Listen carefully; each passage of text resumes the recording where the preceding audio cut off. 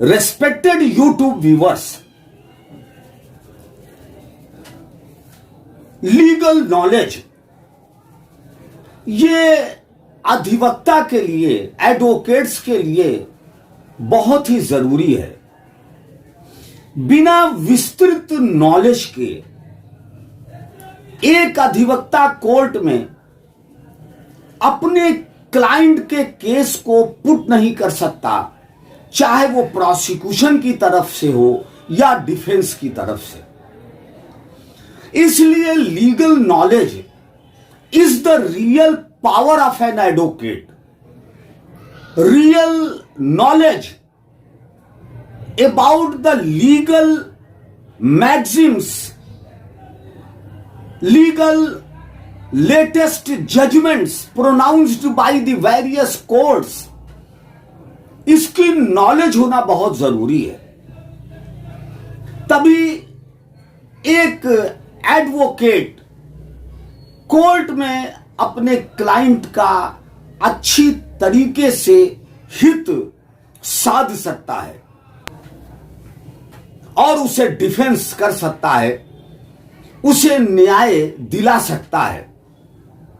Knowledge is capital, knowledge is power.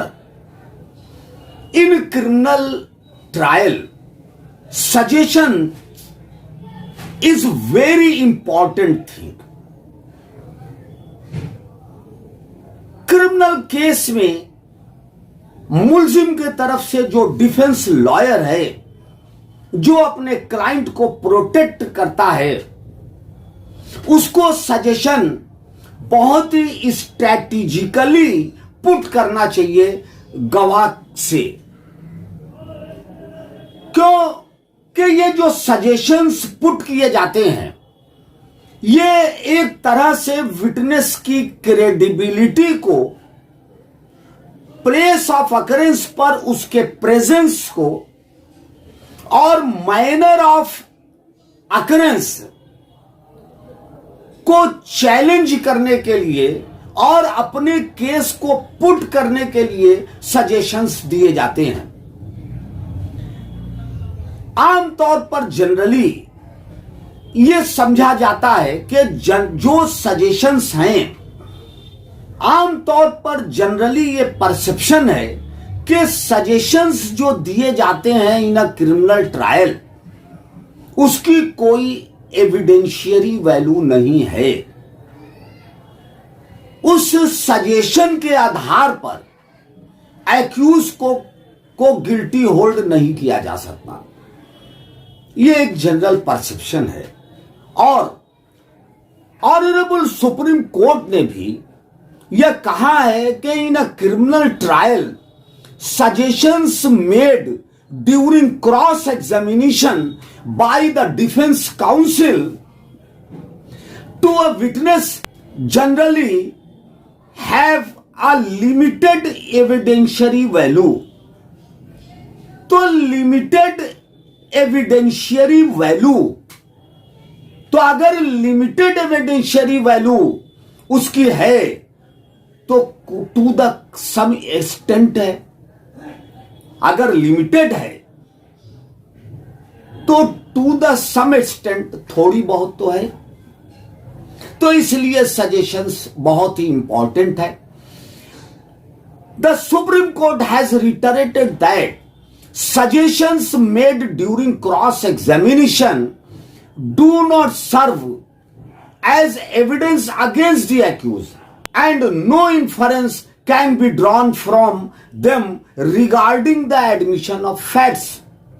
तो honourable supreme court ने ये Ramaiah versus state by Lokayukta, इस केस में ये कहा कि सजेशंस की लिमिटेड एविडेंशियरी वैल्यू है, मगर लिमिटेड लफ्ज इस्तेमाल किया है, लिमिटेड।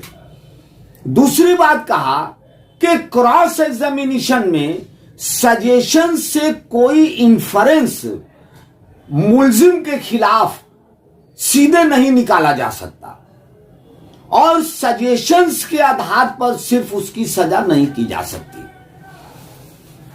ये ऑनरेबल सुप्रीम कोर्ट ने ये गाइडलाइंस, ये सजेशंस के बारे में दिया, मगर इन सब के बावजूद और क्रिमिनल ट्रायल में सजेशंस बहुत ही इंपॉर्टेंट रोल प्ले करते हैं। While suggestions themselves do not constitute evidence, कि ठीक है कि सजेशंस जो है एविडेंस नहीं है, कॉन्स्टिट्यूट एविडेंस के तौर पर उसको नहीं लिया जा सकता, पढ़ा जा सकता। They can be relevant in assessing the credibility of a witness testimony. तो ठीक है, सजेशंस को एज एविडेंस नहीं लिया जा सकता, पढ़ा जा सकता, मगर जो विटनेस है उसकी क्रेडिबिलिटी को असेस करने के लिए सजेशंस को देखा जा सकता है, उस पे नजरेसानी की जा सकती है। The manner in which a witness respond to suggestion may influence the court's perception of their reliability। तो एक सजेशन एक गवाह से जो पुट किया जाता है क्रॉस एग्जामिनेशन में, और उसका वो जो जवाब देता है उस सजेशन पर, तो उससे कोर्ट एक परसेप्शन ले सकती है। कोर्ट एक परसेप्शन ले सकती है, एक उपधारणा कर सकती है, एक स्पेकुलेशन कर सकती है कि ये जो विटनेस है ये कितना क्रेडिबल है और सजेशंस पे ये क्या जवाब दे रहा है। तो एक असेसमेंट ऑफ फैक्ट कर सकती है कोर्ट, एक परसेप्शन कर सकती है, एक प्रिज्यूम कर सकती है। तो इसलिए सजेशन को पूरी तरह से नजरअंदाज नहीं किया जा सकता। ऑनरेबल सुप्रीम कोर्ट ने वेरियस जजमेंट्स दिया है, और इस केस में Santoshanand Avdhut alias Ghanshyam Prasad versus state of Delhi, यह कोर्ट ने ऑब्जर्व किया कि the manner in which a witness responds to suggestion may influence the court's perception of their reliability. तो इसलिए जो सजेशंस हैं इनको स्ट्रेटेजिकली सोच के, समझ के, और पूरे प्रोसिक्यूशन के वर्जन को, और डिफेंस अपनी क्या स्टोरी रख रहा है, डिफेंस अपने स्टोरी को समझते हुए, अपने केस को समझते हुए तब कोई सजेशंस पुट करना चाहिए।